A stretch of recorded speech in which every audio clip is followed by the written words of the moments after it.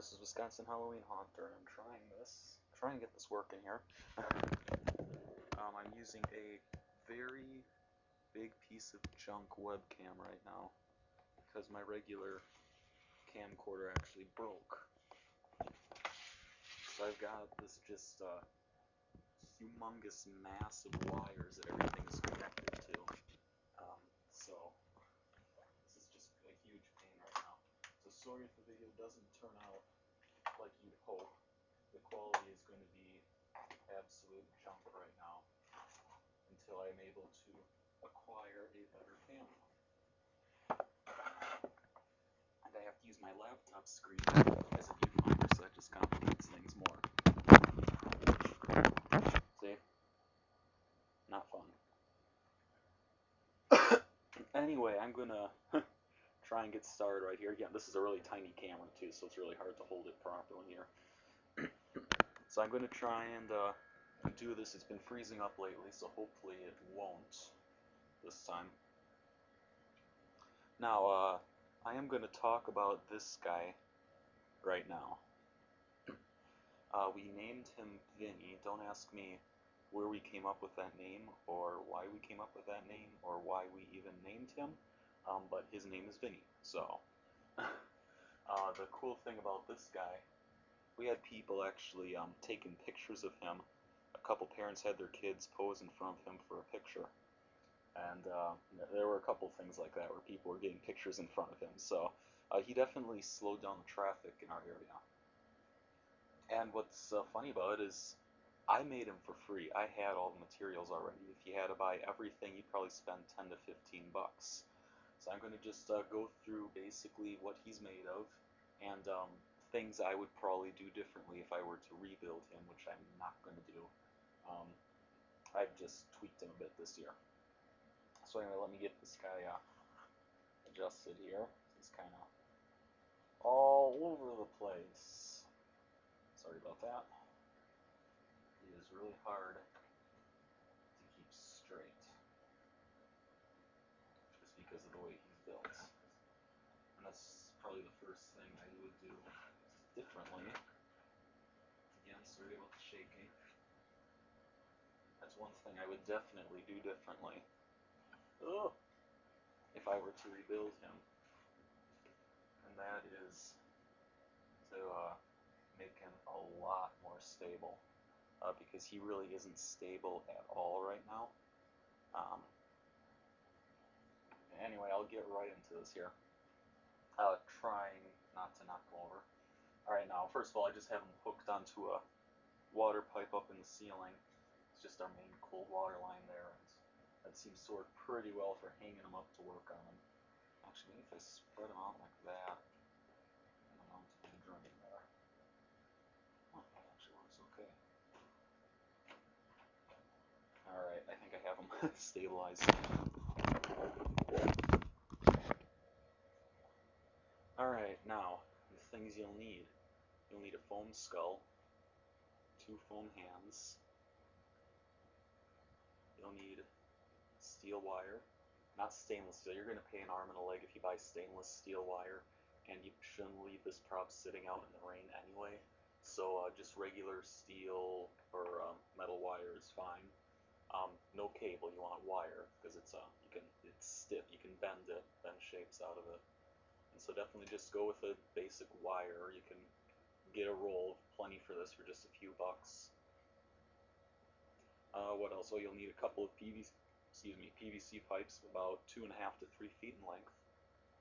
And for stakes, personally, let's see, can I see this even on the screen? I don't know what I'm looking at. It's my foot. Personally, why is this, there we go. Why is it so dang dark? Personally, I just use pencils, and pencils I find really useful for stakes because I get them for free off the school floor. I've got hundreds, actually I got about 1,100 pencils I picked up off the school floor just for the heck of it. So I get those for free every single year. So I never have a shortage of stakes. Now, also you'll need cheesecloth. A couple of yards should do ya. It depends on the size of ghost you're making. This one was only probably about, I don't remember exactly, but off the top of my head, maybe 2 or 3 yards, give or take, probably more, but I cut a lot away, so I really don't remember. But if you've got leftover cheesecloth from Flying Crank Ghost or something, and that's where this guy came about. I had leftover cheesecloth from making my Flying Crank Ghost, and I just used up the rest of it on this guy. And I think it's a good effect. So that's it. Cheesecloth, couple yards, 2 foam hands, 1 foam head, steel wire, 2 PVC pipes, and some sort of stakes. I use pencils and just duct tape them to the end. You could use different stakes, whatever, like what you use for Christmas. Also, I used some, you can see that, some Christmas lights up here. We've been switching all of our Christmas lights over to LEDs in the past few years, so I've got lots of these incandescent strings lying around. And the sockets from those make excellent, what do you call them, excellent parts for Halloween props. And I have 2 red bulbs, one in each eye. And then I also, you can't really see it, but it's too dark in there. But up inside the skull, underneath the jaw, I have a blue bulb in a socket. And the 3 sockets are wired in series. And then they're hooked up to a 9-volt adapter, which is down there. It's a 120 AC to 9-volt DC adapter to run the Christmas light bulbs off. And then you can see the extension cord snaking off in the distance there. And once I get that untangled, I'll show you that. I'll show you the eyes. Sorry, my throat's going on me here. And okay, here's the basic thing. Now, essentially, the frame is nothing more than a Y shape of the wire. See, it comes down from inside the head and here, and that comes down. And it just basically goes into a Y. One goes this way, and one goes this way. And then those make up his arms, and then his head is just stuck onto the top. It's like an upside down Y. It's kind of shaped like that. And then one hand goes on each end. This hand's kind of covered. One hand goes on each end of the Y, like that. And then, like I said, the part that would usually be the bottom of the Y, but the upside down Y, the bottom, goes up through the head. And then that ends up becoming the wire up here, which he's hanging on. Now that's pretty much it. That's the basic frame.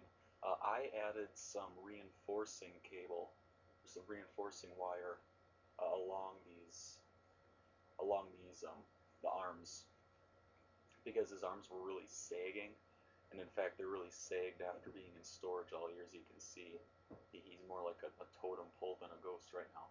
But when I get him staked in, he really spreads out far. There's just not room or ability to do that in the basement here. So that's basically it. Now with the cheesecloth, you can pretty much get creative. It's kind of like a cheesecloth thing a Flying Crank Ghost. You like to start the head and kind of work your way down. And I like to take, let's see, is that sitting here actually? I'm running out of cable. No, it's not sitting here, but I like to take like a pair of tin snips and just stab it into the cheesecloth and pull. And that gives nice rips and tears. As you can see, I got a couple of them in here. And then you want them as tattered as possible. At least that's what I think. That's a matter of opinion. But anyways, that's the basic ghost. Now I'm not going to worry too much about explaining the wiring up here. Pretty much all it is I drilled holes in his eye sockets down to right underneath the chin. Then I ran wires and stuck the sockets in there with bulbs, of course. And then they're just wired in series. I believe I used 1.5-volt bulbs. And then he's able to just plug in. So that's the basic ghost. Now what I did down here, this was actually something I did on a whim, because last Halloween was really windy and he was just taking off. So I took pieces of PVC pipe about 3 feet in length, 2.5, 3 feet, and I just duct taped his cape gear to the pipes. And then I just stake that into the ground, and I'll show you more of that when we actually start setting up, which won't be for a while still. And then that just stakes into the ground, and that actually works really well to hold him. And I did the same thing on the other side. And so I wish I had taken pictures of actually constructing him, but I didn't. So I'm just trying to run through this without going too long here. I'm going to plug him in quickly, so I can get this cord. It's caught.